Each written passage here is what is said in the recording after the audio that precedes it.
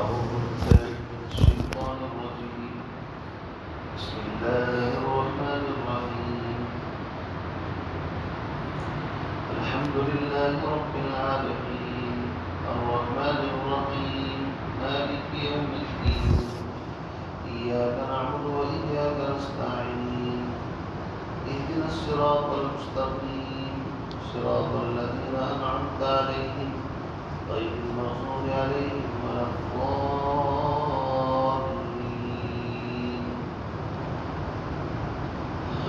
آمين. صدق الله العظيم.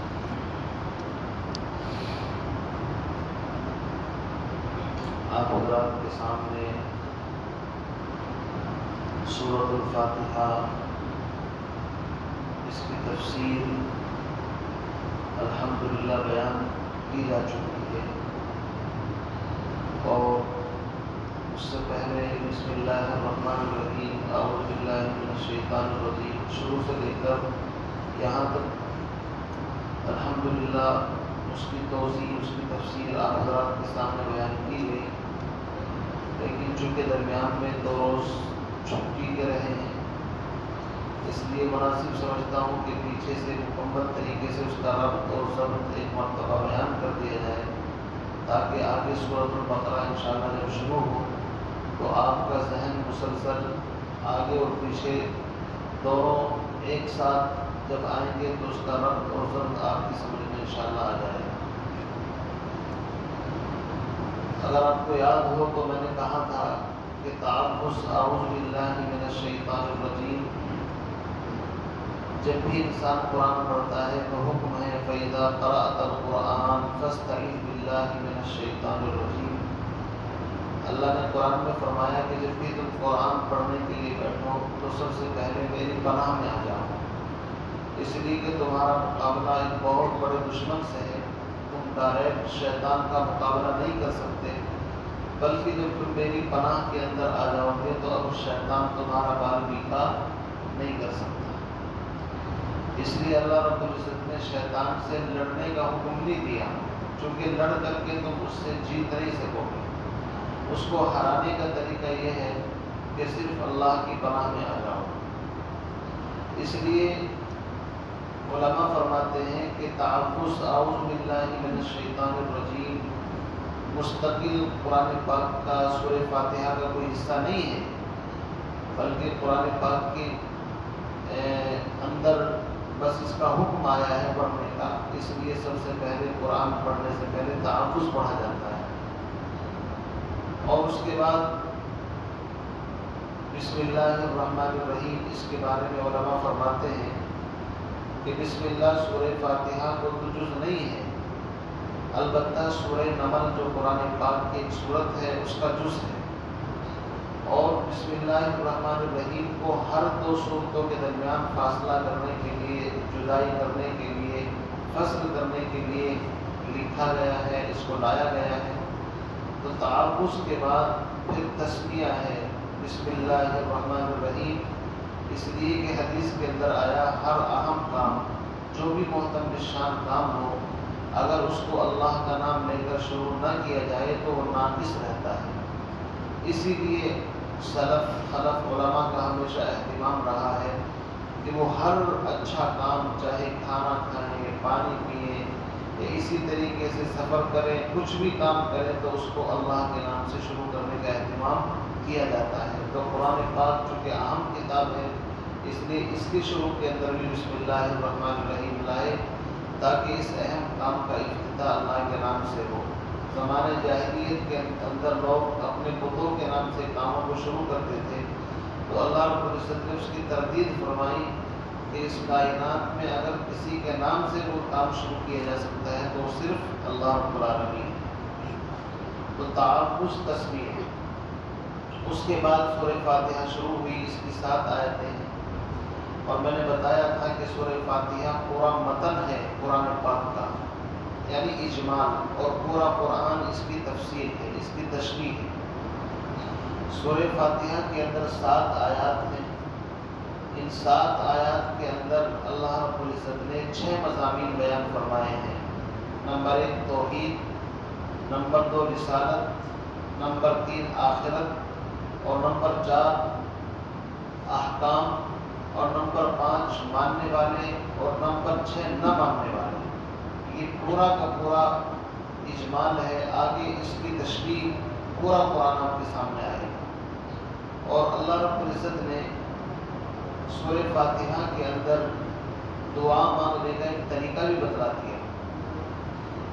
دعا مانگنے کا طریقہ یہ ہے کہ سب سے پہلے اللہ کی حمد بیان کی جائے، سب سے پہلے اللہ کی حمد بیان کی جائے، اور اس کے بعد اپنے مقصد کی بات رکھی جائے جو اللہ سے مانگنی ہے۔ پھر اس کے بعد یہاں تو نہیں ہے لیکن حدیث کے اندر آیا ہے کہ پھر درود شریف پڑھی جائے تاکہ دعا قبول ہو جائے۔ ہمارے اس زمانے کے اندر جو ایک نیا رواج چلا ہے کہ دعا مانگنے سے پہلے بھی درود شریف پڑھتے ہیں اور دعا کے بعد بھی درود شریف پڑھتے ہیں، یہ صحیح طریقہ نہیں ہے۔ صحیح طریقہ یہ ہے کہ سب سے پہلے اللہ کی حمد اور ثنا بیان کی جائے، بعدہ نبی پر درود پیش کیا جائے اور اپنی ضرورت کا اظہار کیا جائے۔ یعنی اول سب سے پہلے اگر کوئی چیز ہے تو اللہ کی حمد ہے، سمجھ رہے نہیں آپ؟ یہ جو عام دستور بن گیا اول آخر درود شریف، اول آخر درود شریف، تو اس کی کوئی اصل اور حقیقت نہیں ہے۔ درود شریف کا اہتمام بعد میں، آپ نماز پڑھتے ہیں تو نماز کے اندر درود پہلے آتا ہے بعد میں آتا ہے؟ پہلے اللہ کی حمد آتی ہے، ثنا پڑھتے ہیں سبحانک اللہم وبحمدک وتبارک اسمک، یہ سب اللہ کی تعریف ہے۔ الحمد پڑھتے ہیں، اللہ کی تعریف ہے۔ تشہد پڑھتے ہیں، اس کے اندر بھی آپ دیکھیں گے التحیات للہ والصلوات والطیبات، یہاں تک اللہ کی تعریف ہے۔ اس کے بعد ہے السلام علیکہ ایھا النبی ورحمۃ اللہ وبرکاتہ۔ تو قرآن اور سنت کو آپ گہرائی کے ساتھ دیکھیں گے تو اس میں اصول یہی ملے گا کہ پہلے اللہ کی حمد و ثنا، اس کی تعریف، پھر نبی پر درود۔ تو اس کی بھی اصلاح کرنی چاہیے۔ سورہ فاتحہ کے اندر اللہ نے بتایا سب سے پہلے میری تعریف کرو، الحمدللہ رب العالمین، تمام کی تمام تعریفیں اس اللہ کے لیے ہیں جو ہر عالم کے رب ہیں، پالنہار ہیں، پالنے والے ہیں۔ الرحمن الرحیم، دو صفاتی نام ذکر فرمائے، وہ بڑا مہربان، نہایت رحم کرنے والا ہے۔ رحمان وہ کہ جس کی رحمت عام ہو، مومنین پر، کفار پر، انسانوں پر، ساری مخلوق پر۔ اور رحمان کا ایک مطلب یہ بھی ہے کہ جس کی رحمت دنیا اور آخرت دونوں جہان میں کام آئے، اس کو رحمان کہتے ہیں۔ اور رحیم کا تعلق خاص مومنین سے ہے، تو ترجمہ یہ ہے کہ جو بڑا مہربان، نہایت رحم کرنے والا ہے۔ مالک یوم الدین، روز جزا کا مالک ہے، اور مالک وہ اپنی ملکیت میں جو چاہے تصرف کرے۔ دنیا کے اندر تھوڑی بہت ملکیت اللہ نے انسانوں کو بھی عطا کر رکھی ہے، اس لیے وہ کسی چیز کو لے لیتے ہیں تو کہتے ہیں میں اس پراپرٹی کا مالک ہوں، میں اس کا مالک ہوں۔ یہ مجازی ملکیت ہے۔ حقیقی ملکیت دنیا کے اندر بھی اور آخرت کے اندر بھی صرف کس کی ہے؟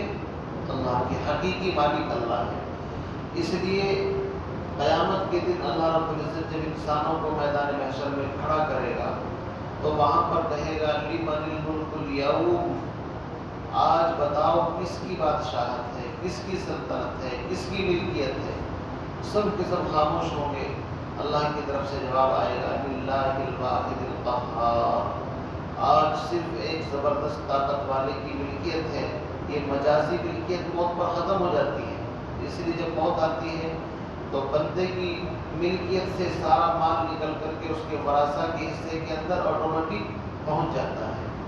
اس کے بدن کے کپڑے، اس کے ہاتھ کے اوپر گھڑی، انگوٹھی، سب کچھ اس سے نکال لیا جاتا ہے اور ایک سادے سے کفن کے اندر اس کو رخصت کر دیا جاتا ہے دنیا سے، اس لیے کہ انسان دنیا میں خالی ہاتھ آیا اور خالی ہاتھ جاتا ہے۔ صرف اعمال اگر اس نے کیے ہیں اچھے یا برے تو وہ اس کے رجسٹر کے اندر، نام اعمال کے اندر درج ہوتے ہیں، صرف وہ ساتھ جاتا ہے اس کی۔ اس لیے کسی نے کہا ہے آئے تھے کس کام کو کیا کر چلے، تہمتیں چند اپنے سر پر دھر چلے، وہاں سے پرچہ بھی نہ لائے ساتھ میں، یہاں سے سمجھانے کو دفتر نہیں چلے۔ اللہ کے پاس سے کوئی پرچہ بھی نہیں آیا، یہاں سے سمجھانے کے لیے دفتر کے دفتر لے کر کے جاتا ہے انسان۔ اس لیے فرمایا مالک یوم الدین، روز جزا کا مالک ہے۔ اب دیکھو جب اللہ کی تعریف ہو گئی، آپ نے دیکھا ہوا دنیا کے اندر بھی جب بھکاری لوگ ہوتے ہیں پہلے تعریف کرتے ہیں، پھر اپنی حاجت کا سوال کرتے ہیں۔ تو اب ہم سب اللہ کی طرف کے بھکاری ہیں، پہلے اللہ کی خوب تعریف کر لی، الحمدللہ رب العالمین الرحمن الرحیم مالک یوم الدین۔ اب ہمت پڑی، اب ہم اپنی ضرورت یوں رکھ رہے ہیں، ایاک نعبد و ایاک نستعین، الہی عبادت بھی ہم تیری ہی کرتے ہیں، مدد بھی تجھ سے مانگتے ہیں، تیرے علاوہ نہ ہم کسی کی عبادت کرتے ہیں اور نہ تیرے علاوہ کسی سے مدد مانگتے ہیں، مشکل کشا، حاجت روا، نفع نقصان کا مالک تو ہی ہے۔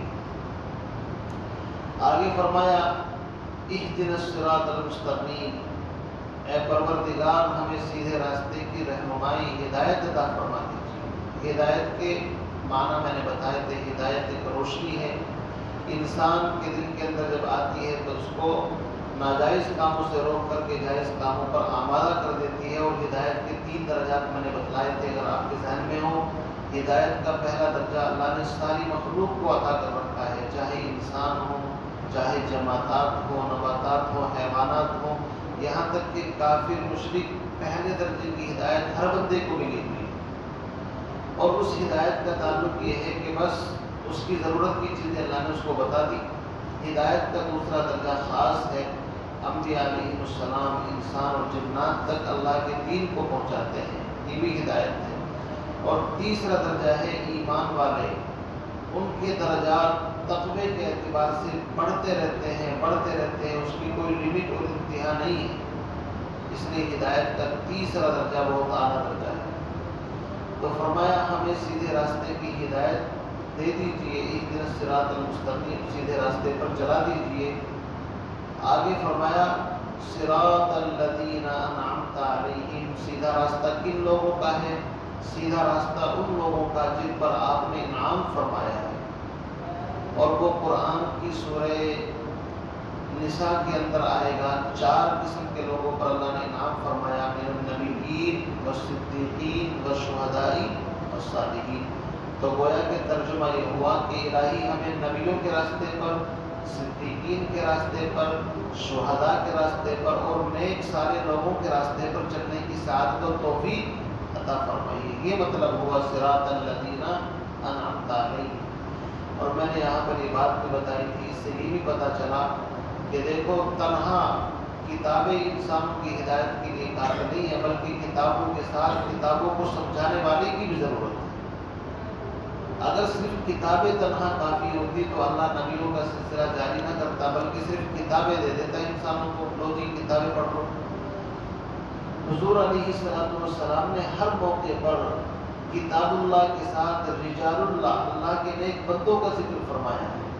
حضور نے فرمایا بنی اسرائیل 72 فرقوں کے اندر بٹے، میری امت 73 فرقوں میں تقسیم ہوگی۔ صحابہ ڈر گئے، کہنے لگے پھر اللہ کے رسول ہمیں پتہ کیسے چلے گا کون حق پر ہے؟ تو آپ نے یہ نہیں فرمایا کہ جو قرآن پڑھتے ہوں، جو حدیث پڑھتے ہوں، جو یہ کرتے ہوں، آپ نے اہل القرآن اہل الحدیث نہیں بتایا، بلکہ پہچان بتائی ما انا علیہ و اصحابی، جو میرے اور میرے صحابہ کے طریقے کو پکڑے گا، اس کو فالو کرے گا، سمجھو وہ انسان ہدایت پر ہے۔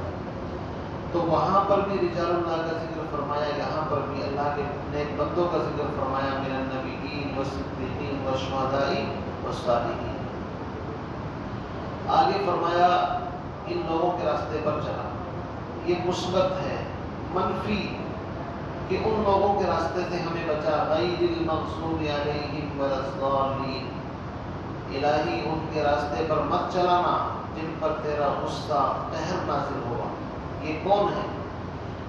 حضور علیہ السلام سے پہلے بنی اسرائیل کی 2 جماعتیں تھیں، ایک موسیٰ علیہ السلام کی جماعت جس کو بنی اسرائیل کہا جاتا ہے، اور بنی اسرائیل کی دوسری شاخ تھی حضرت اسماعیل حضرت عیسیٰ علیہ السلام کے امتی، ان کو نصارہ کہا جاتا تھا۔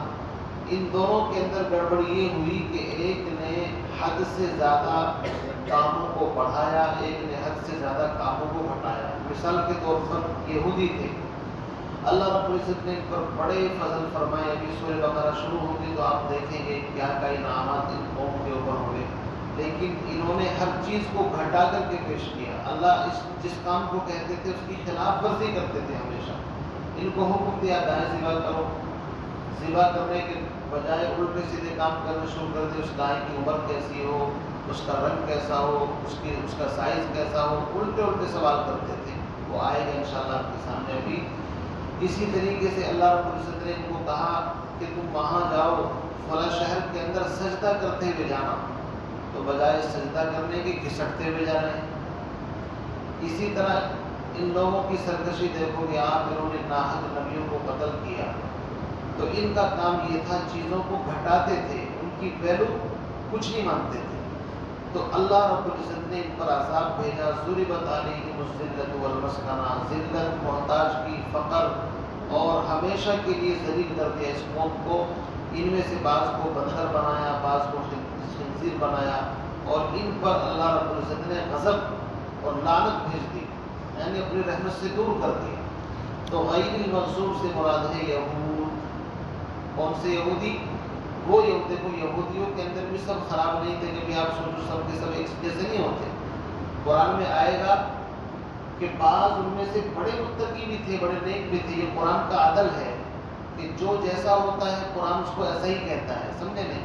تو آگے آئے گا انشاءاللہ آپ کے سامنے کہ بعض اہل کتاب بڑے اچھے بھی تھے، لیکن اکثریت کے اوپر فتویٰ لگتا ہے، اکثر حکم الکل، اکثروں کی تعداد ایسی تھی نہ ماننے والے۔ تو غیر المغضوب سے مراد ہے یہود، اور ولاضالین سے مراد ہے نصارہ۔ ان کی عادت یہ تھی کہ یہ ایک چیز کو چھوٹی کو بڑا کر کے پیش کرتے تھے۔